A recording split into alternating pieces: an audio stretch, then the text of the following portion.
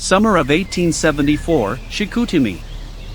Workmen are relocating an old cemetery. Dull work, paid by the day until that noon hour.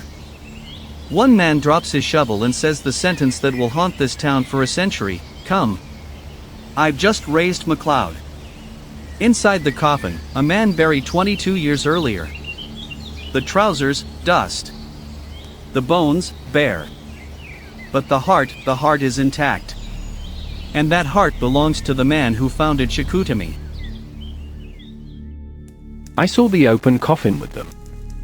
The trousers had turned to dust. There was nothing left but bones. But the intestines and the heart were well preserved, and moist. Which leads people to say that McLeod must have been poisoned. Poisoned. The word is out, a rumor, never proven, but stubborn as a resin stain. As for the remains, the boss of the town, boss of the sawmill, the store, the wharf answers, cold as a vault door, "I want nothing to do with this." That boss is named William Price. And if there is one man whose affairs were neatly settled by Peter McLeod's death, it is him. To understand why an entire country wanted to believe in poison, you have to go back 36 years. Here is the story that's coming: a territory inhabited for millennia, locked for 200 years by a fur monopoly, then opened by 21 settlers from Charlevoix who set out to force the door in the middle of a crisis. And 5 years later, everything they built, the mills, the boats, the whole country, belongs to one man. A man who never lived there. This is the story of the opening of the Saguenay. The true one.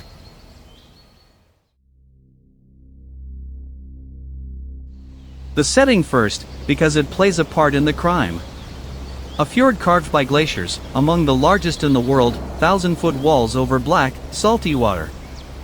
One traveler would call it a last imprint of chaos. But don't trust the scenery. That chaos was never empty.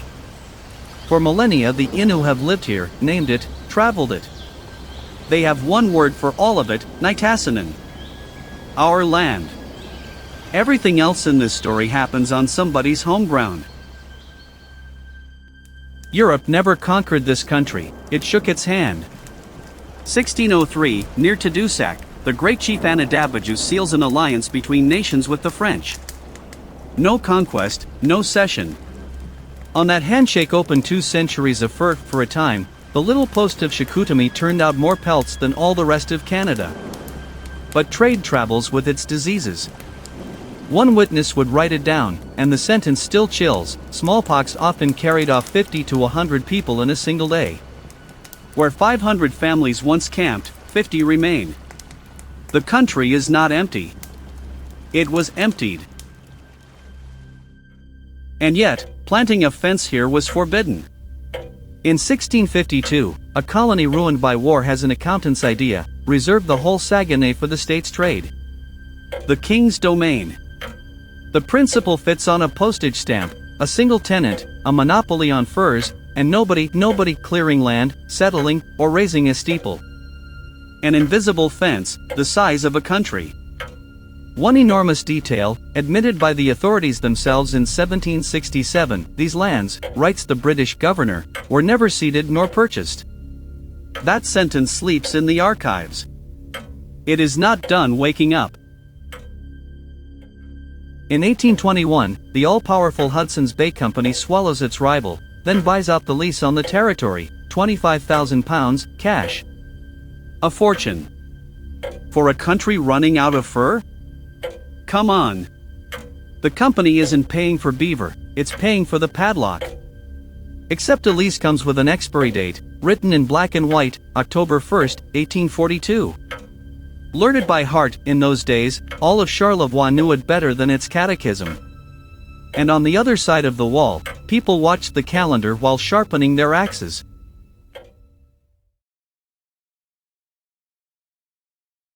On the other side of the wall, in La Malbaie, Bay St. Paul, Plessis-Boulmont, people are suffocating. The population nearly doubles in a generation, and there isn't an acre of good land left to hand out. Historians would call it a rural proletariat in want of establishment. The families had a shorter word: misery. In 1828, the Assembly finally funds an expedition behind the wall. To explore the forbidden country, the commissioners must rent their canoes from the monopoly's tenant.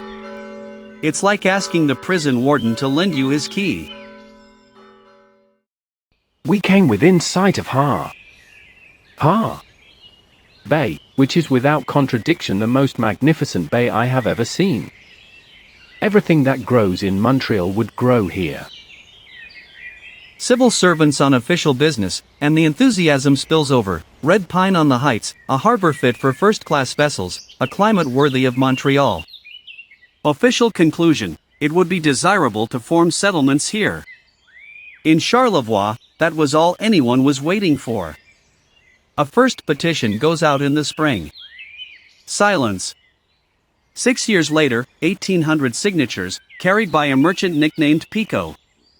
Remember that name. The Petition Man. Let's be honest about the motives. The documents are. The official argument is the shortage of land. But the plan filed with the petition is a plan built on the timber trade. Pico is no ragged pioneer, he is a timber merchant. And since 1832, his name keeps coming back, page after page, in the account books of a Quebec City trader, William Price.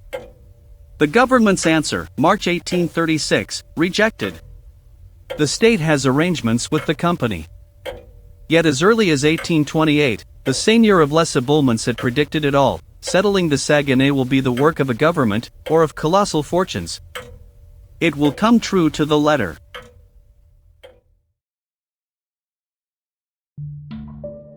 The company, for its part, tries the great bluff, cutting the timber itself. December 1836, it grants itself a license for 60,000 pine logs. The tally after a full winter in the shanties, 10,000 still lying in the woods come spring. One of its own traders would write, bitterly, that license dealt the death blow to our interests in the king's posts. You don't improvise yourself a lumberjack. And a cutting license nobody wants anymore suddenly becomes very interesting. All the more since Lower Canada is catching fire for real. The autumn of 1837 is the autumn of the rebellions. That is the moment the company's governor chooses to pass his license to French-Canadian merchants, a gesture of appeasement in a country in flames, he calculates. On September 23, 1837, the offer leaves for La Malbaie. One condition, a bond of £641. Might as well ask for the moon, from habitant farmers. So where is the money going to come from? Excellent question. The answer is already sitting in an office in Quebec City. On October 9, 1837, in La Malbaie, Thomas Samar and Pico gather 19 neighbors before the notary. Harveys, Tremblays, Villeneuves, half of Charlevoix. Each man puts £30.50 on the table, and the Société de Vigneron, the company of 21, is born. Do the math, it barely covers the bond. Who pays the rest? Price's books kept one delicious detail. On October 10, the very next day, Price signs a bond of £1,050 to the company's agent. 6 days later, the license lands in the hands of the 21. Coincidence? The company never fooled itself. Our license, it would write, was sold to the foremost timber firm in Canada, the William Price Company. 120 years later, historian Louise Deschênes would comb through those accounts line by line, and her conclusion still stings: the 21 may never have been anything more than a creation of William Price. Other historians argue it was a partnership unequal, but real, with an unspoken project far bigger than timber, presenting the government with a fait accompli. This film won't settle it: the Society's archives were destroyed. One certainty only: without Price's money, nobody leaves the dock. And if you're wondering what any of this has to do with a coffin, everything. All in good time.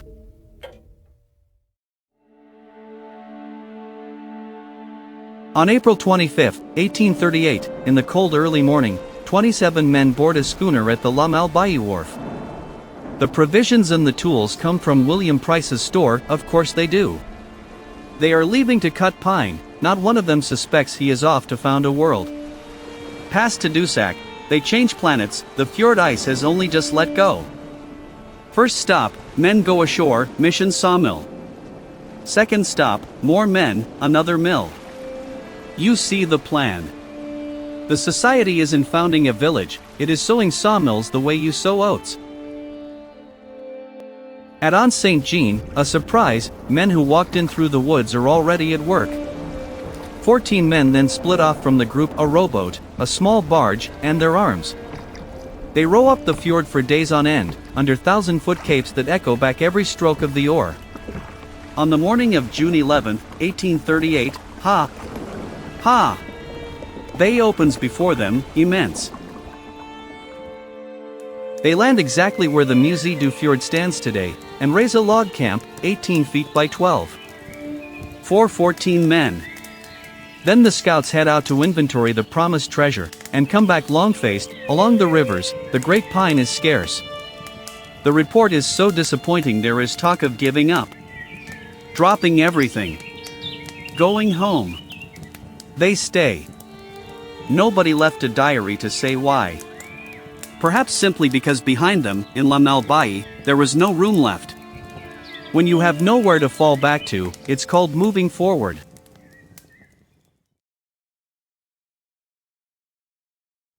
The summer is spent building a sluice, a spillway, camps.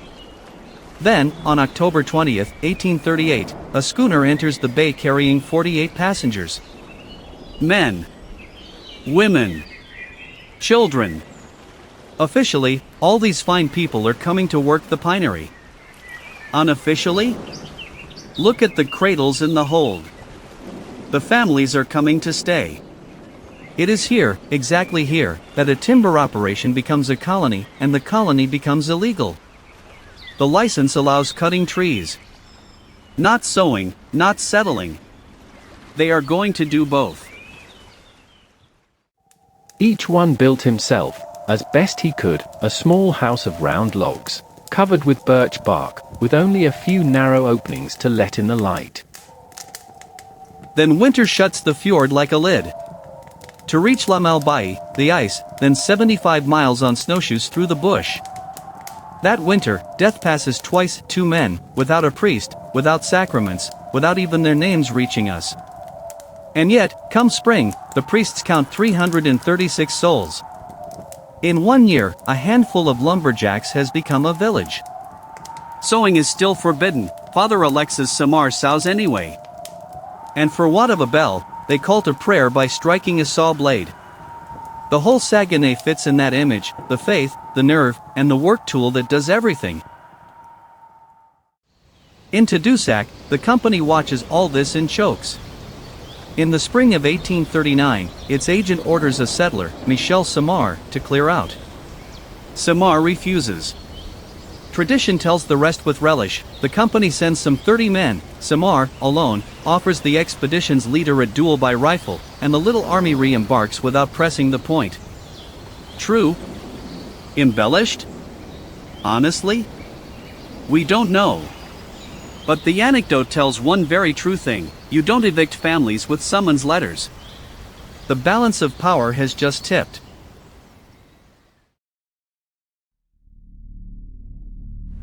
On paper, everything is moving. By 1840, Price is shipping his first Saguenay deals to England. Then the river gives its opinion. In the spring, the booms give way, 12,000 pine logs, a full season of sweat and credit, drift off into the bay. The next year, same again. And a forest fire nearly razes the colony, saved at the last minute by a thunderstorm. For shareholders in debt up to their necks, it is too much. And the man who keeps their accounts waits, in Quebec City, without making a sound. Then the silent machine engages. No drama, no raised voices, just signatures. In 1840, 8 shareholders sell their share to William Price. In July 1842, before a notary, the society signs over everything else: the mills, the timber camps, the boats, the schooners. With one small clause slipped into the deed, worth the whole film, their debts to be deducted. For many had bought their provisions on credit, at Price's store. Read that again: the man buying out their shares is the same man keeping their accounts. There have been fairer card games. Now the tally. In 5 years, the 21 built 9 sawmills on 9 rivers.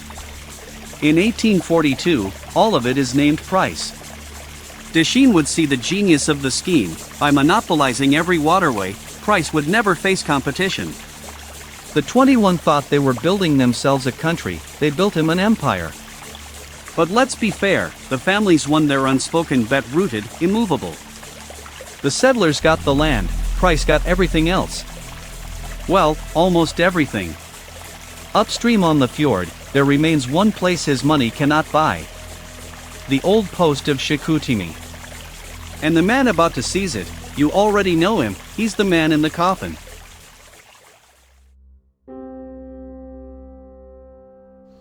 Peter McLeod is born right here, in Chicoutimi, around 1808, in the house of the King's Post, the registers specify. His father, a Scotsman hard as granite, keeper of the monopoly. His mother, a Montagne woman. Her name? No document kept it. Measure the injustice, it is from her that the son will hold his lands, and history didn't even write down her name. The boy grows up straddling 2 worlds and learns everything from both. At 28, his father hands him the family business. And with the business, the debts. Because the McLeods, like everyone in this country, owe money to William Price. August 1842. While Price is swallowing the 21's mills, McLeod plays his own card. With his wife, Joseph, his son, and 23 men, he plants his camp at the mouth of the Rivière du Moulin on the lands he says he holds from his mother. The town settled the question long ago. That camp is the birth of Chicoutimi. Why him? Because he holds the one weapon Price's money cannot buy, his birthright. Go evict a man from his mother's land. In November, he goes into partnership with Price, and in the contract, a clause provides, in black and white, for asserting his birthrights before the governor. His identity becomes a line item. The company folds. Checkmate. What rises from the ground next borders on the prodigious. Sawmills, a store, a wharf, a steamboat. By 1852, the Bassin sawmill is the largest in the Saguenay, 120 men, 3,000 deals a day, a village of 1,200 souls. 10 years earlier, there were 12 families here and a dying trading post. But we must paint our founder whole, the builder is also a hard boss. His workers are paid in pitons, a house currency worth nothing outside his store. Sick? 5 shillings of board for every day missed. Mortgages, evictions, a government investigator would document it all. The man who freed himself by his birthright applies to others the exact machine that is crushing him. And yet, the same man, the same year. The Montagne of Lac-Saint-Jean choose him as their chief. On July 12, 1851, in Chicoutimi, 38 Innu sign a power of attorney. Peter McLeod will speak for them. 4 days later, 2 notaries served the crown with a formal protest. Listen closely. 175 years later, it hasn't aged a day. The said lands are the property of the said Montagnais Indians from time immemorial. The government cannot, without contravening all existing laws, sell their lands without having first treated with them. The Crown of England, in conquering the country, did not conquer their right of property. No selling our lands without a treaty. Yet no treaty of cession was ever signed here. Ever. The protest goes unanswered. There, perhaps, is the truest image of Peter McLeod, the partner of the country's greatest timber merchant, standing before the crown, carrying the last land protest of the Saguenay Innu. A man of 2 worlds, at the precise moment one world is swallowing the other. The end is already on its way. Despite 10 years of sawmills running at full tilt, his debt to Price has more than doubled. Find the mistake, or rather, find the store. In 1850, Price asks for the dissolution of their partnership and takes a mortgage on the great sawmill. Then McLeod falls ill.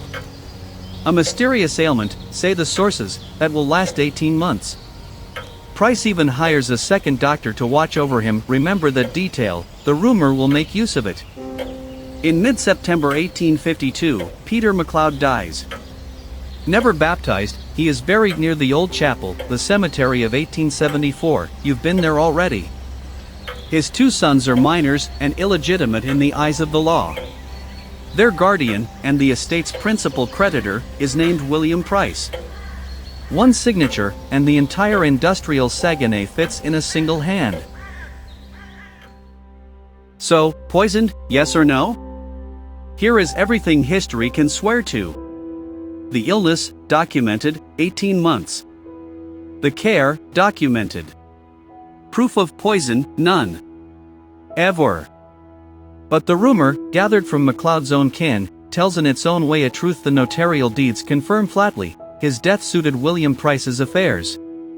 The Dictionary of Canadian Biography would write it without gloves. Beyond the legend, McLeod was Price's front man, condemned to play second fiddle.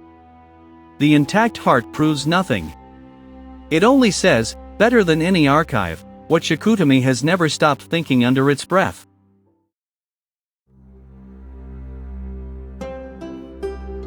On October 2, 1842, the old monopoly dies, not with a bang, with a lease renewal.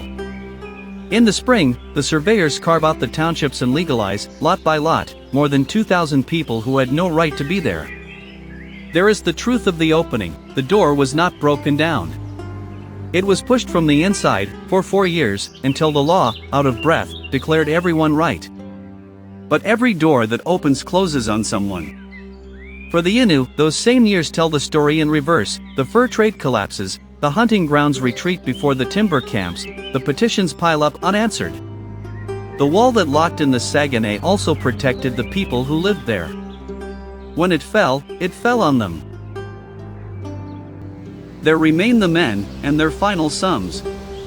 Pico, the petition man, dies in Lamalbaye owning one thing: a small mill, a meager balance sheet. His biographer would write, for a man who built another man's empire.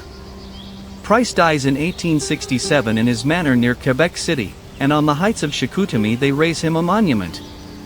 Go see it, it still towers over the town. Monuments are like debts, they long outlive the people who sign for them.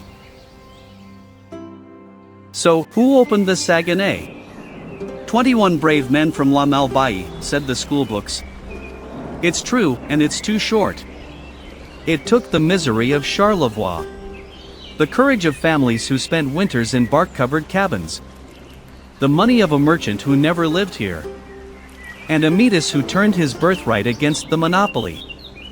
No, the Saguenay was not discovered in 1838. It changed hands. And nobody signed a treaty. The descendants of the 21 number in the tens of thousands today. The descendants of Anadabiju are still here too. The story goes on. In the next chapter, wood becomes paper, the river becomes electricity, and the country, you know the song by now, changes hands a second time.